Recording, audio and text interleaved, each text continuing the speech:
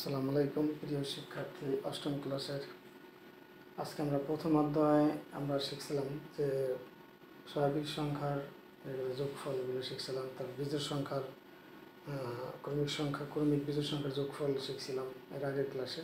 এখন আমাদের আজকের মেন আলোচ্য বিষয় হচ্ছে দুইটি স্বাভাবিক সংখ্যার বর্গের সমষ্টি। এখানে প্রশ্ন থেকে কিছু নেই, দুইটি স্বাভাবিক সংখ্যা, দুইটি তো বুঝি আমরা, স্বাভাবিক সংখ্যা তো আমরা বুঝি 1 2 3 4 এগুলো স্বাভাবিক সংখ্যার বর্গের সমষ্টি। বর্গ কি?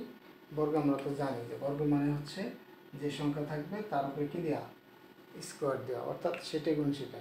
অর্থাৎ এটা মানে কি? এটা মানে হচ্ছে 3-এর পর স্কোয়ার মানে 3 গুণ 3, 3 গুণ কত? 3, 3 3 9। তাহলে কি এভাবে বর্গের সমষ্টি আকারে এরকম আকারে প্রকাশ করা যায়। বর্গ এবং সমষ্টি, সমষ্টি মানে কি? যোগ, সমষ্টি মানে যোগ। তাহলে এরকম দুই ভাগে ভাগ করব, দুইটাই বর্গ হবে এবং যার রেজাল্ট হবে একটা স্বাভাবিক সংখ্যা। কীভাবে হয় দেখো, এখানে যদি 1 আর 1 হয়, 1 1 কত? 2। এখানে 1-এর উপরে যদি আমরা স্কোয়ার দিই, এখানে স্কোয়ার দিই, এখানে যদি স্কোয়ার দিই, তাহলে কত হয়? দেখো একই, কারণ 1-এর পর স্কোয়ার মানে 1 গুণ 1 যোগ, এটা 1-এর স্কোয়ার মানে 1 গুণ 1, তাহলে কত আসলে 1 অক্ষে 1 যোগ 1 অক্ষে 1, তাহলে 1 এর কত? 2। বুঝছো? তাহলে 1-এর পর স্কোয়ার এবং 1-এর পর স্কোয়ার মানে হচ্ছে তার কি কত আসলে 1 অক্ষে 1 1 অক্ষে 1 1 1 2। তাহলে দুইটা সংখ্যা হইতো, দুইটা সংখ্যার বর্গ, এই যে স্কোয়ার মানে বর্গ দেওয়া, তাহলে বর্গের সমষ্টি মানে যোগফল, যোগফল আকারে প্রকাশ করা যায়। এইভাবে 100-র মধ্যে তোমার 35টা সংখ্যাকে দুটি সংখ্যার বর্গের রূপে প্রকাশ করা যায়। তাহলে এখন আসো আমরা 5টা কীভাবে করি। যেমন দেখো, এখানে যদি 1 দিই, 1-এর বর্গ 1 অক্ষে 1, আবার যদি এখানে যদি 2 দিই, 2 দোকানে কত? 4। অর্থাৎ যদি এটা আমরা এভাবে লিখতে পারি, অর্থাৎ 1 গুণ 1 1 অক্ষে 1, 2 গুণ 2, তাহলে কত আসে? 1 অক্ষে 1, 2 দোকানে 4, 4 আর 1 কত হয়ে গেছে? 5। তাহলে এভাবে কি এভাবে লেখা যায়। অর্থাৎ তাহলে আমরা কী লিখবো? 1-এর পর স্কোয়ার, 2-এর পর স্কোয়ার। তাহলে দুটি স্বাভাবিক সংখ্যার বর্গের সমষ্টি করলে যোগফল দিকে আমরা ক্যালকুলেশন হিসাব করি, তাহলে আমাদের কি 5 পেয়ে যায়। তাহলে এভাবে দেখো 8, দেখো তাহলে 8 কীভাবে হয়। যেমন এখানে যদি দিই 2, 2-এর পর স্কোয়ার, 2 দোকানে 4, আবার যদি 2 দিই, 2 দোকানে কত? 4, তাহলে এখানে আসতে 4, এখানে 4, 4 4 কত? 8 হয়। তাহলে এখানে খেয়াল করো, তাহলে 2 গুণ 2, 2 গুণ 2, 2 2 4, 4 4 কত? 8 হয়ে গেল। এভাবে 10, দেখো 1-এর পর যদি স্কোয়ার হয়, 1-এর পর আবার কি 3-এর পর, তাহলে কত আসতেছে? 1 আর কত? 3 3 9, 9 10 হয়ে যায়। তাহলে আবার 13, 13 কীভাবে হয়? 13 কীভাবে হয়? 13 ধরো 3 3 কত হয়? 9, 9 4 13 হয়ে গেছে। তাহলে কত? 2, 2-এর পর স্কোয়ার এবং কি 3-এর পর স্কোয়ার, তাহলে কত? 2 দোকানে 4, 3 3 কত? 9, 9 4 13। তাহলে কি এইভাবে আমাদের কি দুইটি সংখ্যার বর্গের রূপে এরকম প্রকাশ করা যায়। এখন প্রশ্ন হলো যে কোনো সংখ্যাকে এরকম একাধিক ভাগ কি করা যায় কিনা? হ্যাঁ যায়। যেমন একটা সংখ্যা দেখাচ্ছি, সেটা কি 50। তাহলে 50 দুইভাবে করা যায়। দেখো 1-এর পর যদি স্কোয়ার দেওয়া যায়, আবার 7 7 49, তাহলে 1 অক্ষে 1, আবার 7 গুণ 7, তাহলে কত হয়? 1 অক্ষে 1, 7 7 49, সমান সমান কত? 50। এখন এটা আরেকভাবে করা যায়, দেখো তো করা যায় কিনা। 5-এর উপরে দেওয়া যায় 5 5 25, 5 5 25, তাহলে এখানে 25, এখানে 25, তাহলে 25 25 কত? 50 হয়ে গেল। তাহলে এইভাবে একাধিকবারও করা যায়। তাহলে এখন হলো যে তোমাদের কিছু হোমওয়ার্ক এখানে দেওয়া আছে, তোমাদের কিছু কাজ দেখবা। এটা পেজ নাম্বার, তোমাদের হলো পেজ নাম্বার কত? পেজ নাম্বার হলো এটা কত পেজ? 5 পেজে। 5 পেজে কিছু কাজ আছে। দেখো এই 5 পেজে 130 আছে। এখানে এগুলোকে দুই ভাবে বলছে, 100 শুধু 5 পেজে 130, 160, 170, 185, 130, 170, 185কে দুইভাবে দুটি স্বাভাবিক সংখ্যা বর্গের প্রকাশ করো। এবং আর একটা বলা আছে 325কে 3টি ভিন্ন উপায়ে দুটি স্বাভাবিক সংখ্যা বর্গের সমষ্টির রূপে প্রকাশ করো। তাহলে আমরা 130 আমি তোমাদের একটা দেখাই দিই এটা কিভাবে হয়। তাহলে প্রথম আছে 130, এটা 2 ভাবে বলছে, 130টা আমরা 2 ভাবে করবো। তাহলে কীভাবে করা যায়? এটা আসলে কি একটু ব্রেনের খেলা আর কি। এভাবে আপনার একটু বারবার ট্রাই করতে হবে, ক্যালকুলেটর নিয়ে বসতে হবে, হিসাব পাতি করতে হবে, তাহলে বেরোবে। যেমন এখানে আমাদের কী করা যায়, যেমন আমি যদি এখানে দেখি 3 3 তো 9, আর হলো কত 11 পর স্কোয়ার, দেখো এটা হয় 3 গুণ 3, 3 3 9, 11 গুণ 11, তাহলে 11 গুণ 11 তাহলে কত আসে? তাহলে 3 3 9, 11 গুণ 121, তাহলে 121 আর 9 কত? 130 হয়। তাহলে এটা একভাবে হয়ে গেল। এখন আরেকটা ভাবে কীভাবে হয়? আরেকটা ভাবে হয় 9 81, করতে হয় যে ক্যালকুলেশন করতে হয় 9 81 ধরে এইভাবে। তাহলে এখানে কত? 9 81, 9 একটা 9 9 7, হ্যাঁ এটা হয়। তাহলে কত হয়? 7-এর উপর স্কোয়ার দেওয়া যায় আর 9-এর উপর স্কোয়ার দেওয়া যায়। 7 7টা 49 আর হলো 9 9 81, তাহলে কত? 0, তাহলে 1 8 9 7 130, হ্যাঁ তাহলে এটা হয়। তাহলে এইভাবে কিন্তু কি আমার তোমাদের এখানে যা বাকি দুটো আছে, দুটো তোমরা ট্রাই করবো। এবং 325কে 3ভাবে করা যায়, এরকম 3টে ভাবে স্বাভাবিক সংখ্যার বর্গের সমষ্টিরূপে প্রকাশ করা যায়। তাহলে তোমরা এটা অবশ্যই বাসায় হোমওয়ার্ক থাকবে, এর পরবর্তী না পারলে পরবর্তী ক্লাসে আমাদের সমাধান দিয়ে দেবো। এরপর আজকে আসলে অনুশীলনী আমরা একটু ঢুকবো। জ্যামিতিক প্যাটার্ন নিয়ে যে একটা অঙ্ক আছে 11 নম্বর, আমরা 11 নম্বরে ঢুকে দেবো। 11 ক। দেখো 11 কটা কি? 11 কতে হলো, এখানে বলছে হলো প্যাটার্ন। তাহলে প্যাটার্ন আমাদের কীভাবে করা যায়?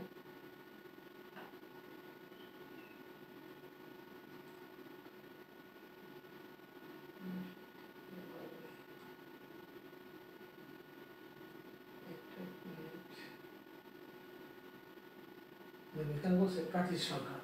তাহলে প্রথম আমরা কাঠির সংখ্যা কীভাবে দেওয়া? কাঠির সংখ্যা তালিকা করো। তাহলে প্রথম ধর কাঠি কি, এখানে একটা তালিকা দেওয়া আছে দেখো। তাহলে আমাদের ক নম্বরটা আমরা অঙ্কটা উঠাই আগে। এখানে একটা কাঠি, তারপরে এরকম আর একটা কাঠির, এরপরে পরেরটা এরকম, এই তো। দেখো আসলে 3টে চিত্রগুলো আছে, 3টে চিত্রে বলছে কাঠির সংখ্যার তালিকা তৈরি করো। এখন 3টি সংখ্যাতে তালিকা তৈরি করো, কীভাবে করবো আমরা? দেখো প্রথম চিত্র, এই প্রথম চিত্রে কাঠির সংখ্যা কত? আমরা এই সমাধান করলাম। প্রথম চিত্রের মানে প্রথম চিত্রে কাঠির সংখ্যা, কাঠির সংখ্যা কত? দেখো কাঠির সংখ্যা কত? একটা কাঠি, একটা কাঠি, একটা কাঠি, একটা কাঠি। তাহলে কটা কাঠি হলো? 1 2 3 4 4টে কাঠি। তাহলে 4টে কাঠি, 4টি। তারপর দ্বিতীয় চিত্রে কাঠির সংখ্যা কত? 1 2 3 4 5 6 7টা, 7টি। তৃতীয় চিত্রে কাঠির সংখ্যা কত? তাহলে যদি 7টা হয়, 1 2 3 4 5 6 7, ওটা দেখো 1 2 3 4 5 6 7 8 9টা, 9টা। আমার মনে করে 1 2 3 4টে, 5 6 7 8 9 10টা, কত? 10টি। তাহলে প্রথম চিত্রকারীর সংখ্যা 4টি, পরের চিত্রকারীর সংখ্যা 7টি, পরের চিত্রে কত? 10টি। তাহলে এখানে বলছে যে কাঠির সংখ্যার তালিকা তৈরি করা। অতএব নিম্নে কাঠির সংখ্যার তালিকা, একদম সুন্দর করে নিম্নে কাঠির সংখ্যার তালিকা, কাঠির সংখ্যার তালিকা। তাহলে কাঠির সংখ্যার তালিকা কীভাবে? তাহলে কত পেলাম? 4 7 10, এটা তালিকা। ক্লিয়ার? তাহলে আমাদের ক নম্বর কিন্তু হয়ে গেল। এরপরে আমরা দেখি পরবর্তী খ নম্বর আমরা কীভাবে করব। তাহলে এখন বলছে খ নম্বরে কি বলছে? খ নম্বরে বলছে যে কি, খ নম্বরে বলছে হলো যে তালিকার পরবর্তী সংখ্যাটি কীভাবে বের করবে তা ব্যাখ্যা করো। তালিকার পরবর্তী সংখ্যাটি, তালিকা থেকে, তালিকা আমরা পাইছি ক থেকে, সেই তালিকার পরের সংখ্যাটা বের করো। আমরা তালিকা কি ক হতে পাই। তালিকা কি পেলাম? কাঠির সংখ্যার তালিকা, কাঠির সংখ্যার তালিকা। কত 4 7 তারপরে 10। তাহলে পরবর্তী সংখ্যাটা আমরা কীভাবে করবো, আমরা একটু পার্থক্য দেখি এখানে। তাহলে পার্থক্য দেখো তোমরা, পার্থক্য কত হয় 3 3। তাহলে আমরা এখানে লিখতে পারি, আমরা লক্ষ্য করি, আমরা কী করি, লক্ষ্য করি যে অর্থাৎ কাঠের সংখ্যা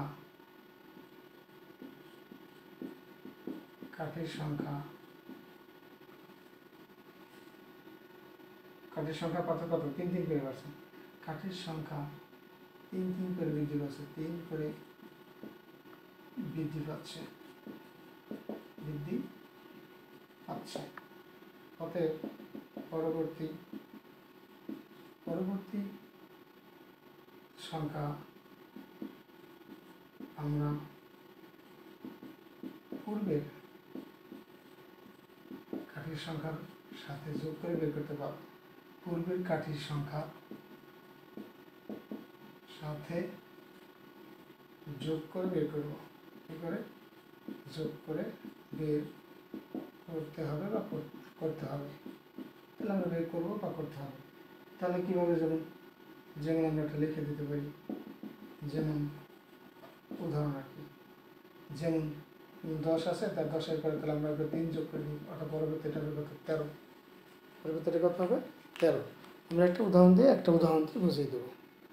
তাহলে বুঝছো? তাহলে আমরা কি এখানে তাহলে কি আসলে এরকম আমরা আগে করে আসছিলাম পার্থক্য কত 3 3।